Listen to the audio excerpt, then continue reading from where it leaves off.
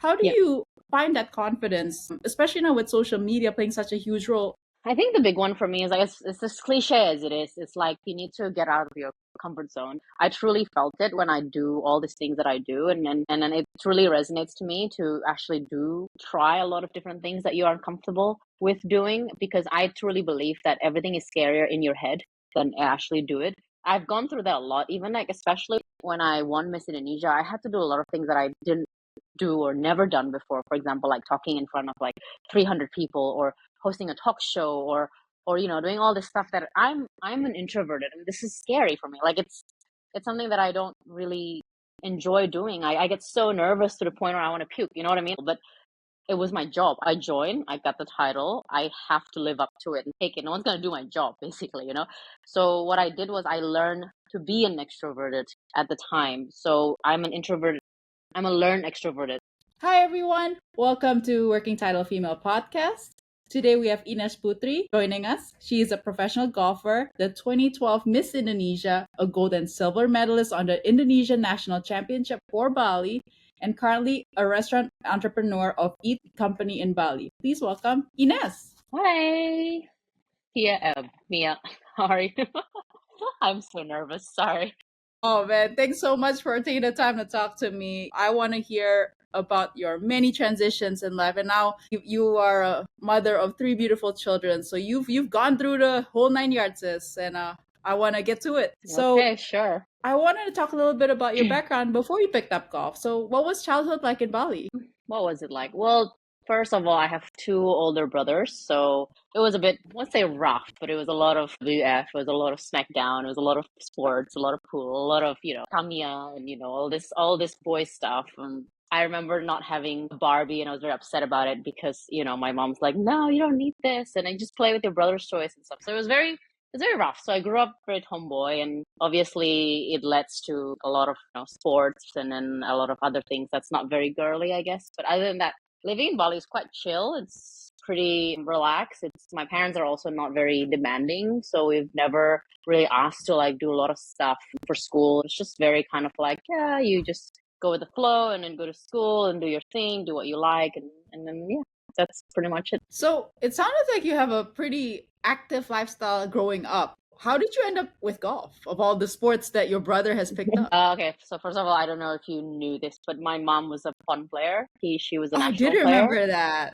Yeah, Yeah, yeah. she So was awesome. yeah, well, basically, like golf was pretty rare back in her days, whatever. So she was like one of the three or four ladies that play golf ever in Bali or something like that. She was pretty good. I think she got it to handicap 9 at one point in her life, and it was okay for her, right? Considering she's like had a kid and stuff, and she was very into it, and she got really good. And then she represented Bali twice, I believe, in pon. And then that's when she would just spend a lot of time on the golf course. When I was 8 or 9, I think, I just go to the golf course with her basically. And then I said I wanted to try the sports. And then she kept telling me like, oh, you're too small, you're too skinny, you're not gonna be able to pick up the golf clubs. And like these days that there's so many junior golf clubs, but back then there isn't really any junior golf clubs. So it wasn't really a choice. So I didn't really pick it up until I was 12. And she was like, okay, I think you're big enough now to kind of try a swing. So Wow. yeah, that's how I got it. So that must be what, like 90s. So I think she started playing when I was like maybe 6 or 7. So like 95, 96. And then she got really obsessed with it. It's obviously like Adrian and my husband just like playing golf every single day, 36 all the time. And it was just very funny. And then I was like, what is this sport that you guys keep playing? So I was like, okay, let's just join. And then I was just there sitting in the car watching, not really actually hitting or doing anything, but just there as a spectator. you were the youngest I saw on your resume to win Governor's Cup, and then how did you go from there? And then obviously when we went to IMG. Okay, so I started golf when I was 12. That was the very first time. And then I got into it very quickly. I got really good very quickly. I remember I was single handicap within like 2 years, I think. And part of it is because I enjoyed the game very much, and I didn't have any pressure. It was just purely for the love of the game, and it was just you get curious and you got to figure out how to shoot lower score and stuff. And that Governor Cup, I think, kind of changed my childhood. So it was like I remember I was handicapped 25, and then I shot 83. So I was like something like 16, 17 under par at something ridiculous like that as an amateur. And I just sat there after my round in the clubhouse before my mom finished. I was waiting for her, and I was just sat there like just looking on the ground, like could not believe what I just did, kind of thing. And then she came and she was like, "That's so awesome." And then like I was like, "Yeah, I guess so." And then like I just couldn't understand the scale of it at that time. And then obviously it's a span of 3 days and three different golf courses. And then I played good as well the next 2 days. And then I won the whole thing. And then they told me like, you know what, this is the first female and then the youngest one to won this, Governor Cup. And I was like, okay. And then I'm an introvert. It was quite like a shock for me because there was a lot of media. I was invited to radios and people were like putting me in newspaper and people were asking me for interviews, and I froze a lot of times. I couldn't do it. I was just there. And then having a brother, I don't know if you remember Kevin, but he's like the opposite of me. He's like extroverted. He loves this stuff. So when I froze, he would jump in front of me and he would just start doing the interview for me. And he was just like, "Yeah, she's happy, she's all this stuff." And I was like, okay, see you. So I just left, and then he just finished the interview for me. But it was pretty funny, and then we still talk about it to this day. It's quite a big thing that happened to me, and it changed my life, I guess, from there. And from there, then I realized that maybe I do have potential, and then they start picking me up for pawn, and then they start picking me up for other tournaments, and then that's when all the pressure starts to come in, and obviously then we went to IMG, and then yeah. I think when we were kids, it's like our world is still quite small, right? We don't have perspective. And then suddenly, tell me about IMG, your experience at IMG. And you also received a scholarship to University of Georgia. So talk to me a little bit about that story. So at that time, we had a choice of staying in Indo or going to IMG in America to try to pursue this golf career. And my parents were very ambitious. They were very supportive, yes, but also at the same time, just really, I feel like they kind of try to live their dreams through me a little bit at that time. So they wanted this like picture of me playing on the LPGA tour, and then obviously that the future will be set, money will come easily, and all that stuff. So they have this idea where it's going to be amazing, And then obviously at 15, you don't really get to make a decision or understand what kind of choices do you have at that time. You just kind of like, okay, it's either I stay here and be ordinary, which is what my mom always says to me, do you want to be ordinary or you want to be like extraordinary? So like, I was like, okay, I'll just try and do this. And then, so I went to America, and then the first day was very shocking. It was obviously new because if growing up in Indonesia, we got like help, and everything was basically done for us. At least in my family, like we don't have to do our own laundry. People cook your food, and all this stuff. It's just Asia. We live comfortably. And to be thrown like that, and you just have to kind of like not only time manage, but also do your other small stuff that you never thought you would need to do, and then like figure out your like schedule at school, schedule for golf, make friends on top of that, and then do like social events. Like it was a lot for a 15-year-old, but I didn't think about it too much at that time. I thought it was just like, okay, this is just part of the process. It was shocking, but you know what? I'm already far away from home. Let's just try and do this. So I was homesick quite a lot as well. I wanted to go home. I look forward to the long holidays where I can go home, and then overall it was good because I met obviously a lot of friends. And sorry, I actually love this. Actually, no, I love this. I want this to be real. Like seriously, no, that would happen. That will happen, and like it's beautiful. I'm telling you. Off topic, what's the funniest thing that happened to you because you had to learn about it when we were in IMG? No, you're putting me in a spot here to think about. Or I can start. Mine's funny. Okay, go for it. I didn't know how to use a microwave, so I burned my. So you remember how at night we have those snacks, right? 9 o'clock is it? Yeah. I would get a muffin, and I took one. I think either from breakfast or that night, and then I put it on 1 minute. I burned it, and Karen had to come in. So what is going on? And obviously my roomie is like, she did it. I didn't know it was gonna burn after 1 minute. Yeah, I think I remember that story for some reason. I feel like you've told me this before. You've done some silly stuff in IMG, I remember. I have. And I think my smoke went to your dorm upstairs. Oh, yeah, I think so. Oh my God. Those are the days, huh? I remember you were this like, you're like fresh, and then you like didn't know, and then like I also didn't know, and we were just both figuring it out, and we're just like, what's going on? Why is everybody so independent and we're so useless? But it's a good memory. That's your turning point from becoming like a child to an adult. I remember like we were very obviously we had big dreams. We both wanted to go to LPG at the time.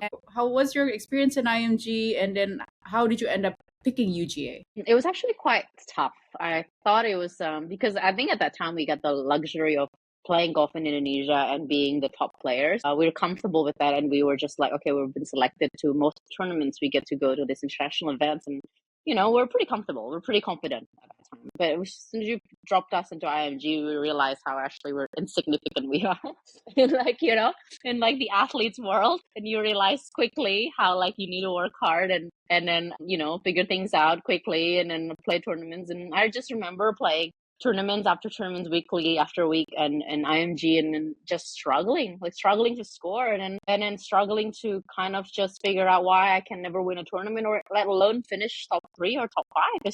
It was a struggle. Like it was actually almost depressing. I remember having like a playlist on my like, iPod, like about like, this is the playlist I'm gonna use.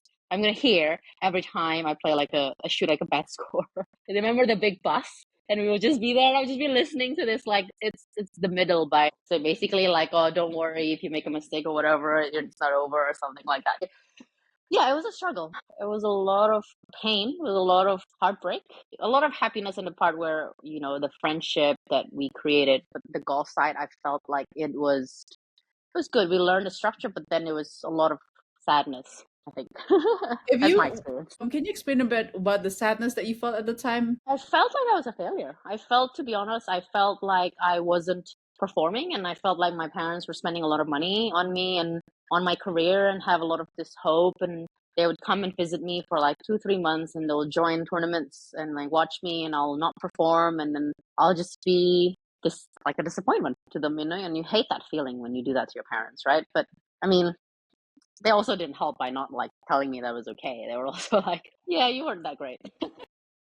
I totally could relate, and that's why Yeah. I basically left the game for 11 years because I felt Yeah. like, oh, my parents have spent all this money, and then like I didn't even make it to Q school. Just to be You the just top. feel like a disappointment really all the time, and Right. it feels bad. You wake up feeling bad, Yeah, no, you know? I totally can relate. And that's Mhm. why it's really important to kind of like talk about it, because it's like it's okay to know that you're there, but then I guess you just need to pick yourself back up, or just to have a bigger Mm. perspective. If I knew that things will be bigger, the world will be much bigger than golf once you get through this transition, because it's transient, right? And golf is one of those games where you can pick up, leave, and pick up, leave. It's just one of the beauty Yeah. of the game. I would have felt a lot better.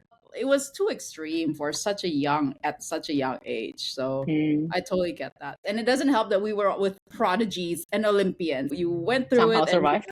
survived, and you got an offer from UJ. How was that experience, and what happened after that? Okay, so the offer from UGA is actually like, I'm actually really bad at this. So basically, I know you and like some of my friends are like really good at this stuff, but I was just growing up. I'm very, so to say, like chuek. Yeah, I'm a very chuek person. Like I don't really, sweat in the small details and stuff. Like Like, I just don't care, I guess.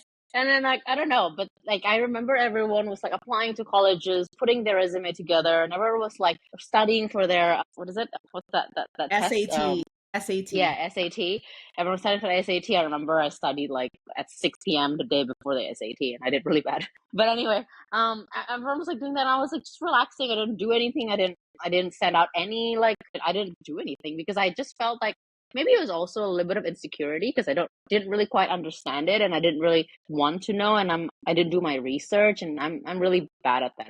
I lack of like just sitting down and understanding something. I just tend to just do something very quickly out of impulse rather than like actually doing a research. I'm still like that to this day. And I think at that time I got an offer from Texas State in the beginning. And then I actually went there and then did a visit, and it was a very lovely university, and it was good. And then, but it was a Division 2 college. And then I actually didn't mind it. It was actually good. And then I was like, okay, let's just put that on the side. But all that offer came like to me. I didn't like sign up or anything. And then after that, I got an offer from UGA. I think Todd came to IMG and then like started me in Innapa. Like they were showing us around, and they were showing the players around, and then he kind of like picked me in Innapa.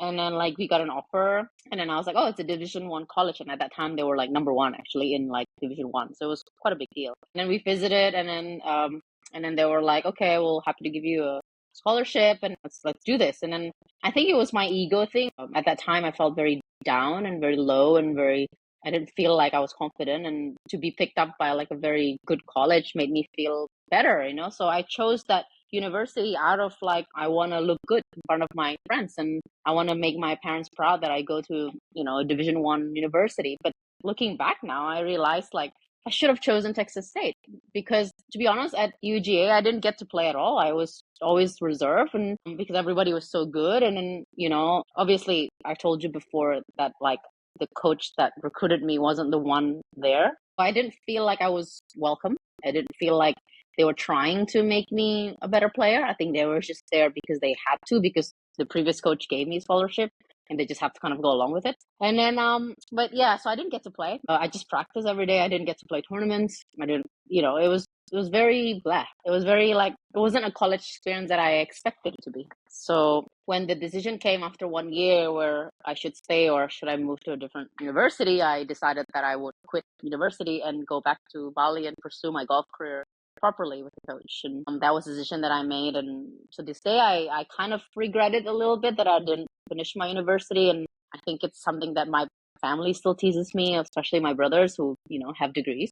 And then they're just like, oh, you don't have a degree. Or even like, just with my husband, because he's got like a degree and stuff. And I mean, he's never brought it up. He's a sweetheart. But like, it's just that, you know, kind of like you don't feel like you're on the same level with your spouse in that area. And it's kind of just always there. And then, you know, when you're writing like the form, like what's your last education? You know, and here they like to ask like, what's your last education when you're opening a bank account and stuff. Like, it's like, why? What do you care? You know, like, it's like, and then you just put like diploma or something, and it's like, okay, it's like embarrassing, but you know what? Everything happens for a reason. It took me to places that I never expected I would gone if I stayed in university, and I wouldn't change it, but obviously there's a little bit of regret, but it is what it is, and I am here now. Well, I mean, the transition I saw from your resume from golf, golf, golf, golf, and then pageant. You won 2012 Miss Mm. Indonesia. You were the only pageant winner at the time from Bali, if I read correctly.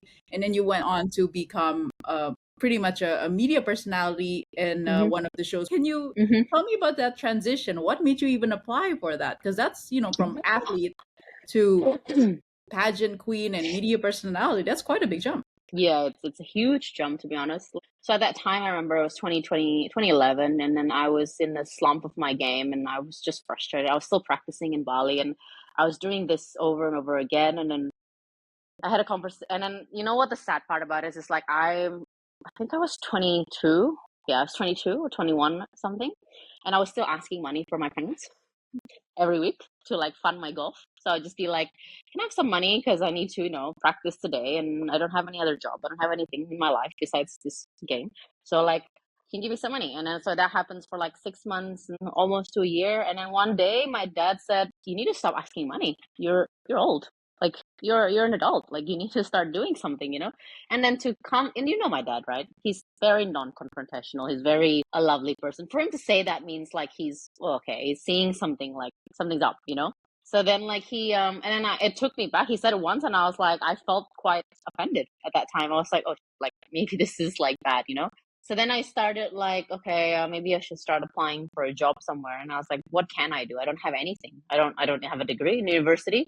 The only thing I know is golf, and obviously I can't coach. I'm no clue about coaching, and I'm like, I just don't know. So then I asked my dad. I was like, do you have a suggestion of what kind of things I should do? And then he's like, you know what, you can start selling insurance. It will make you money. You don't need to. You just need to go like learn for like a day or two, and then you can sell insurance, and someone will help you. So I was like, okay, let's try it. It's something that people didn't know. I used to sell insurance. So like I would go on a thing and I learned a little bit about the insurance, and then like I have a mentor, and then she would take me around, and we would get like my dad's supplier from the restaurant, and we'll try to approach them and then get them to buy insurance. And then I think I make my first proper salary through that. It wasn't a lot, but it was mine. But like anything, selling insurance is sales, and I hate sales. I'm introverted. I don't like getting people to buy something from me. You know, I hate it. I did it for the money for the first 6 months, and I was like, this is not good. Like, I got to do something else.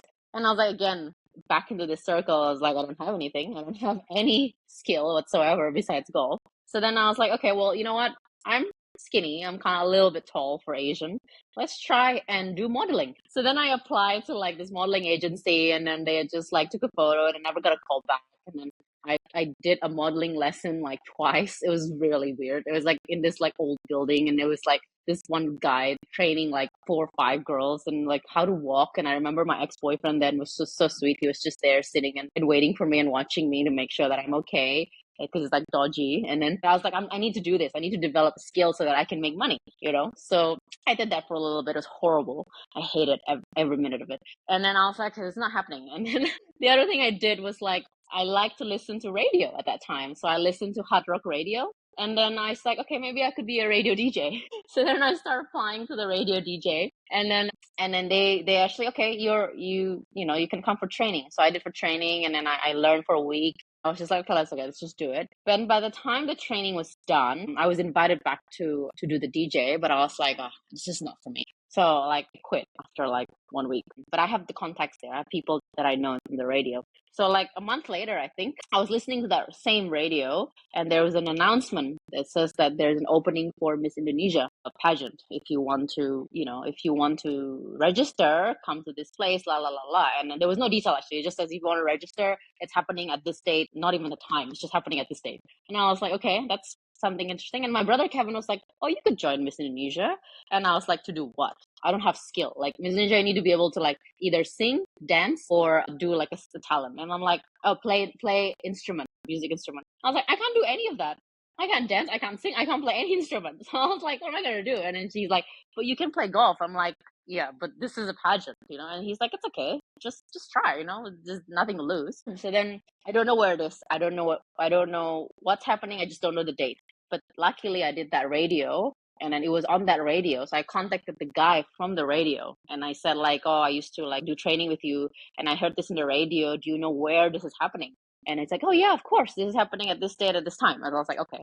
So then I came in there, I brought my CV, I brought all my clippings from my golf winnings from like the Governor Cup, all the junior tournaments.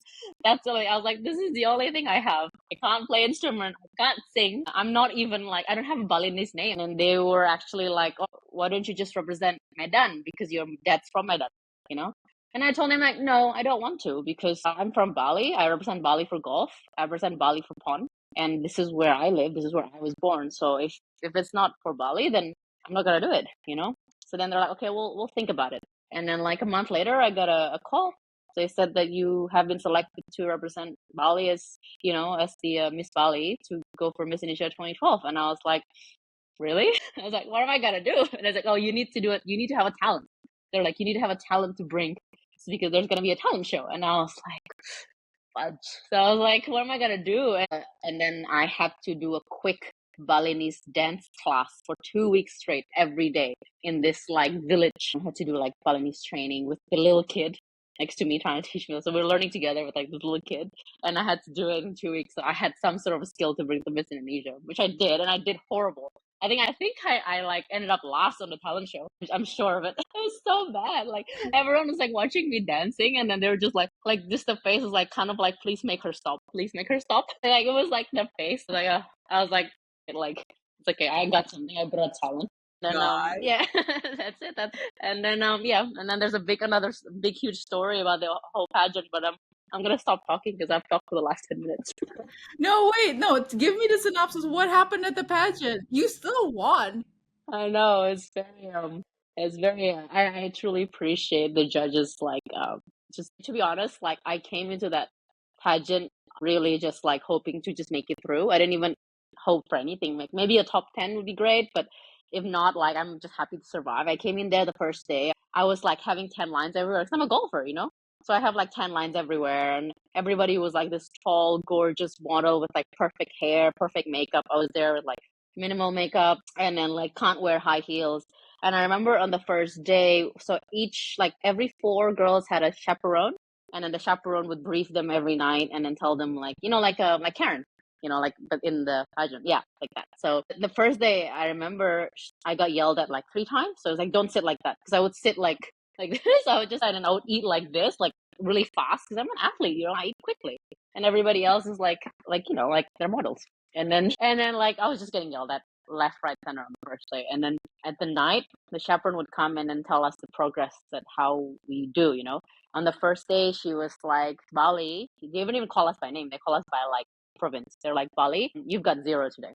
You're the only person, the only contestant that got 0 points today. Everybody else got a point. This is embarrassing. And I was like, why? And I was like, you sit bad, you ate bad. This is not a golf course. You need to try better. And I was like, oh my God, I was so heartbroken. I was like, holy like, I was like really, really bad. She was just like, you can't embarrass me because last year I chaperoned Miss Surabaya and she won the pageant. So I don't want my girls to be like as bad as you. So you need to either pick it up, you know, like this is not the place to like be chill. And I'm like, whoa, this is serious. So then, and then she was like, the Miss Bali last year is she walks on eggs. Like, that's how like soft she walks. So if she walks on top of eggs, it wouldn't break. That's how like she told me. She's like, you're so different from Miss Bali last year. She was like top 3, and then you're like this like, what are you? Why did they choose you? Like, she's harsh. I was like, sorry, and I started crying. I think I cried like on the 7th day. Anyway, it was 2 weeks thing.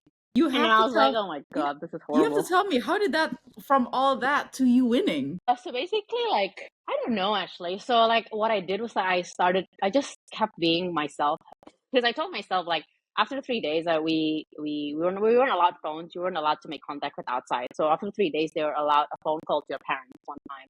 So I called my mom after the 3rd day and I started crying and I said like, I want to go home. This is not for me. This is hard. And like, this is just too like I'm heartbroken. Like everyone's like yelling at me. Everyone's like being harsh, and this is not the place for me. Like I belong on the golf course. This is not it. And then she was like, you just have to keep going. It's okay. It's just another like 10 days or so and it'll be fine. But if you want to go home, I could probably make some contact. She's being sweet about it. And I said, and then I thought to myself at that time, you know what, Ness, you're stronger than this. You've gone through a lot more than you've played tournaments. You've already here, you've made it here, you've got chosen. Like you have to just kind of give it your best and see what happens. So I told myself that. I just kept telling myself that. So, okay, I'm gonna be stronger. I'm gonna try, and then I'm gonna work harder. So then still day, they're still yelling at me. They're still complaining to me. And I have a sweet roommate. She's Miss Jawa Barat. Bless her. I love her. I'm still in contact with her until now. And she was like, okay, we have to make sure you do not fall on the stage on the final night. And I was like, yes, let's do that. So then every night our schedule is like a 12-hour thing. So it started at 7, we'll finish at, actually it's a 15-hour thing. We'll start at 7, we'll finish at 10 every day. We'll just do photo shoots, makeup, everything, classes and whatever. So it was very intense. So at 10 o'clock at night, she would teach me. She's a model. She would come and teach me on the apartment and then in the room, and she'll teach me how to walk and wear heels. And she was just like, oh, this is how you walk. I was like, my goal is just not to fall on the stage. That's it. I don't want anything else. I don't want to win. I don't want anything. I just don't want to fall, embarrass myself. She's like, okay, let's do it. I got through it, and then during the interview, I think they were asking me questions, and I said I'm an athlete. To be honest, I was being very honest. They were asking me questions about why are you here? This is not your field. There's other great models here. Why should we choose you?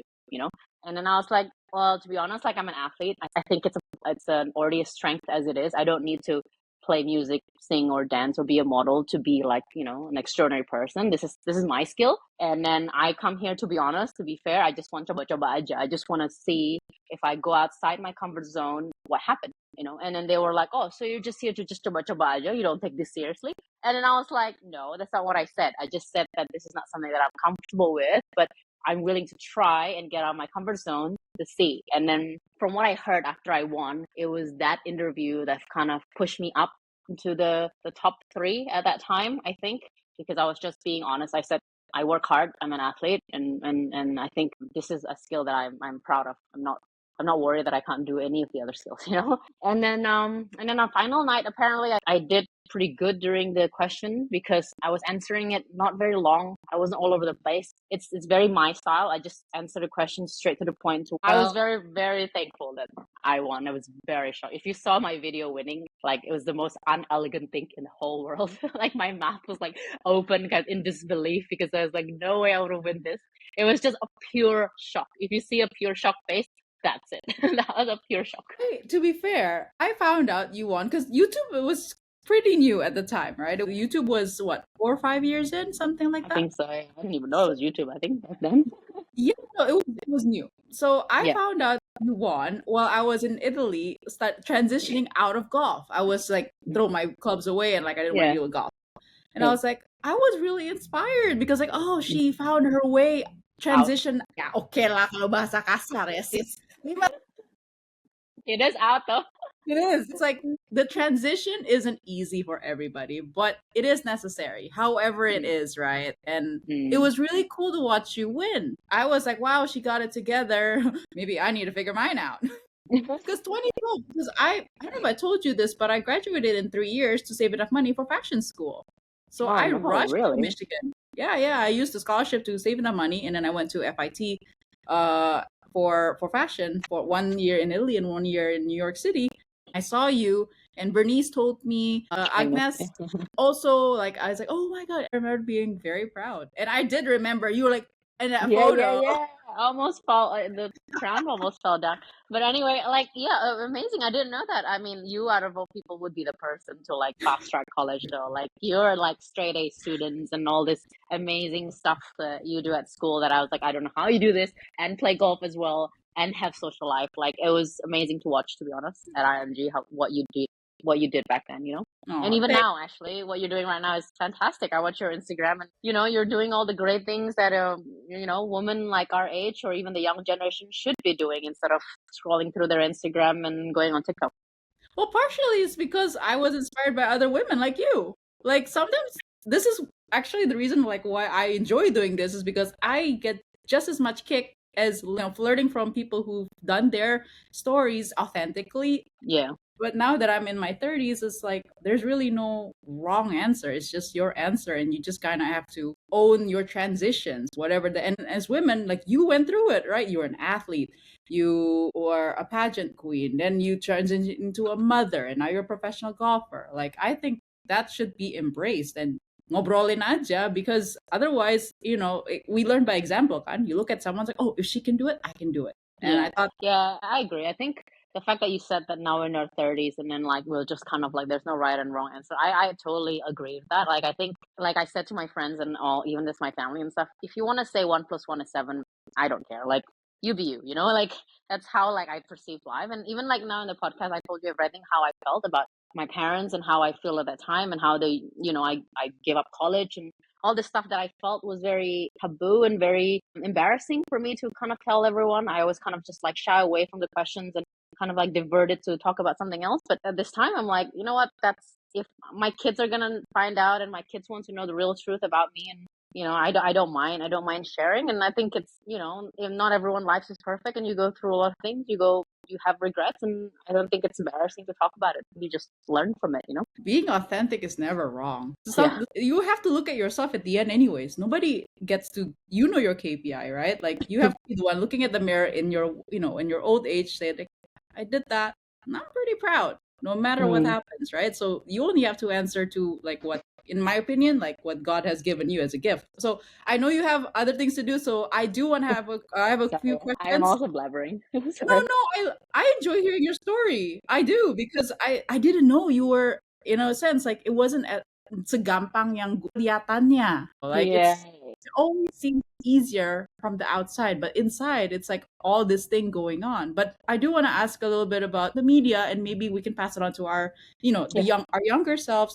How do Yeah. you find that confidence, especially now with social media playing such a huge role for athletes? Do you have any tips? I think the big one for me is like it's as cliche as it is. It's like you need to get out of your comfort zone. I truly felt it when I do all these things that I do, and then it truly resonates to me to actually try a lot of different things that you are comfortable with doing, because I truly believe that everything is scarier in your head than actually do it.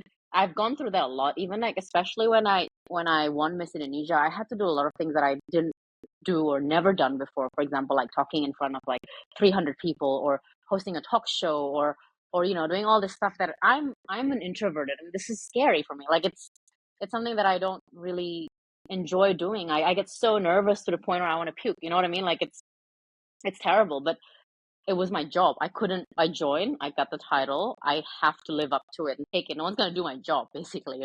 So what I did was I learned to be an extroverted at the time. So I'm an introvert I'm a learned extroverted, if that makes sense, but it's a thing. So I had to do it, but it was very uncomfortable. But after I did it, every time I did it, something new or something like I'm uncomfortable, I always tell myself, actually, you know what? That wasn't that bad. It wasn't that bad. And I learned a new skill now, like a new skill unlocked, ching, like this kind of thing. So as I practice as well, I got better. And then I tend to just kind of like focus on the job and not worry about, oh, is it scary? Is what are people doing or what are thinking now? Just like, okay, I'm just going to go read this now, smile, post, and then do this. So all this stuff, especially like right now with professional golfer and social media and stuff, it is scary. But like, I think I also inspired by you. Like you also do a lot of things on your Instagram, and you let it out there. You don't really feel shy or feel like I'm not confident posting this content, or like like when you post the content, you feel kind of like unsure, like is this people gonna like this, or people gonna judge me, or all that feelings. But in the end, you just kind of like, you know what, I'm just gonna post. If you like it, you like it. If you don't like it, that's fine. And I think that takes bravery, that takes courage to do. And I think I salute people like you and who wants to create a content, and hopefully, and I'm sure a lot of people will be helped by your content and stuff, by what you're doing right now. And to bring yourself out there is very important. I think that's my advice. It's scarier in your head than it is in real life. So just do it, and then yeah, and then you won't regret it. You will regret it if you don't do anything. But if you do something, and even though it didn't turn out good, you won't regret it, because you can tell yourself like, I've done it. It didn't work out, but you know what? At least I've done it. No regret. That's so powerful. I love what you said, which is you focus on the job. Yeah. That's it. It almost sounds like you focus one shot at a time, doesn't it? Yeah, kind of. So golf really helped me a lot through this Miss Indonesia thing. I don't know if I want to go through all that, but I do. Go ahead. Golf really, really changed my life. Like, in a sense, I didn't really play LPGA, or I didn't really, have a career in golf, but it made me obviously one Miss Indonesia. I'm pretty sure a big part of it is because I'm an athlete. The second thing is that I think as a mother as well, I learned a lot from not how to teach your kids to play sports. So now my kids are starting to play golf and pick up sports and stuff. I learned what not to do, like what not to, like I stay away from negative comments. I try to encourage them. I try to encourage not giving up instead of the results. So it's more about the process and stuff. And I think I learned that through the painful way, as in like my parents are focusing a lot on the results, not the actual process. But now I want my kids to learn, you know what, it doesn't matter what happened as long as you try. So I always tell one of my kids, like, your superpower is to not give up, that never giving up. That's your superpower. So, and it helped a lot too right now that obviously I turned pro, and having the Miss Indonesia as part of my resume helped as well, getting like sponsorship and just getting my name out there. It all kind of ties together, and I'm very lucky in that sense that I did win the pageant, because then now that I turned pro, I could use that to kind of like, be out there again. And I think part of it is because I do all of these things as well, is because when I was in my 20s, I remember telling myself, like, Ness, 20 years from now, when you look back in your life, how would you want to look at it? Are you going to regret it? Are you going to be happy with what you've done? Or are you just going to be this ordinary person? Or what is it that you want to do? What is it that this Ines at 40 wants to see what she's done before in the last 20 years? Are you going to be happy with it? And I think that motivates me every morning to kind of like try something new, or even though it's hard, and it's hard most of the time, especially now. Motherhood is the hardest. All the phases that I've done, motherhood is the hardest, I have to say. I wake up every day to make sure that I can give the best to my children and for myself. It sounds very cliche, but it is what it is, and that's what I live by. Your story is like so contradiction. Like, I'm scared, but I did it. I don't know. I'll find out. Yeah. And then on top of that, you are a successful restaurant entrepreneur. You have the pizza, Bow and Bun. I remember when you launched Bow and Bun. I was very proud. Thank you. Congratulations 10 on years 10 ago. years. Yeah. Congratulations. It's been 10 years. Syria is going to be 10 in 2 years. So hopefully we'll make it out. Yay, congrats. Of course you will. You will. Your brand is like rocketing right now. So it sounds like you just figured it out as you went along. It's not like you had everything figured out. Yeah, everything was kind of like tried and error. I mean, there was a lot of things that was also a failure. Like we opened and closed restaurants several times as well in Jakarta, and as well as in Bali, and it wasn't always smooth sailing. I had a lot of downside. COVID definitely was a big one for us, and it really took a toll. It was a depressing time for everyone, but we managed to keep the restaurant open during those times, just to make sure that the staff is we can pay them and they can live rather than like, have zero income. So we fought for that. We sold our car and we had like, our savings was dropped by like almost zero. And then we had the 3 kids and I was pregnant and, all this stuff is just like, it's just a lot. But then we learn a lot from COVID now that it's not COVID anymore, that we kind of like, okay, anything could happen. We should really try and save money and not like, spend, really, really rethink our financial on how we're going to move forward. And if things like this is going to happen again, are we going to be prepared? And, all this stuff. So it taught us a lot of things. And the best part about COVID is that because it was COVID, so we didn't have to go to work a lot. So we spent a lot of time with our kids. So I watched my kids growing up and that prime time of like 2 to 3 and 4-year-old. It was just, we spent a lot of time together. And I think that was like the best part of COVID is watching them grow up. Because right now we're so busy with work and golf and business and everything that I only see them after school and then, spend a little bit of time. I try to put a lot of time. But again, with the business and everything, it's just not as much as it was during COVID. So blessing in disguise. Congratulations on making it through COVID, and you opened up a bar. I remember Habit Pizza. Congratulations! Yeah, well, Habit, and actually COVID, we started a new business too. We started a golf simulator business. So we have Smash Factor, which is like a golf simulator business, which we started because it was COVID and we had nothing to do. So my husband started playing golf, and then he was very obsessed with it, and he wanted like a golf simulator in his house so he can play golf all the time. And then of course, us being us, we turned it into a business somehow. And we build that. This is 5 days so people can practice, especially if you're a beginner and you don't want to go to the course because you worry you might bother other people practicing because you're like slow and then it's hot. And especially if you're like girls and stuff, it's hot. It's like, so this place is just perfect. You can practice, it's indoor, it's AC, and then have drinks and you can play golf. So we started that and then we started selling the simulator. So now we also have a golf simulator business where we sell to like 5-star hotels and people in Jakarta and stuff. So yeah, that business is thriving now because golf is apparently popular. I guess COVID in a sense was very depressing. At the same time, we also have a lot of positive things came out from it. Well, you answered all my questions without me having to ask them. So that's great. This is wonderful. One word or one sentence answer. What is the best advice you've ever received? If you never try, you'll never know. What is the worst advice you've ever received? The worst advice? Hair training. Don't wash your hair every day.